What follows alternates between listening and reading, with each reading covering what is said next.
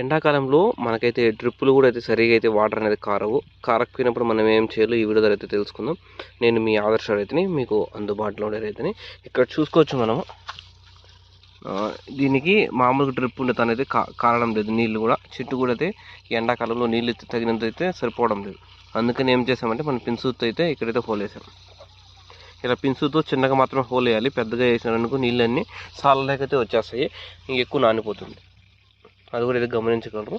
మీరైతే తక్కువలో అయితే కరెక్ట్గా మొదటి కాడ అయితే వేసుకున్నారనుకో, ఒకవేళ బొక్కలు పూడిపింటేనే, పూడిపాకంటే ఏం అవసరం లేదు. ఎందుకు ఎట్లా తెలుస్తుంది నీకు చెట్లు నీళ్ళు కారుతానే లేదంటే ఆ సాల్ అయితే ఎండిపోయింటుంది.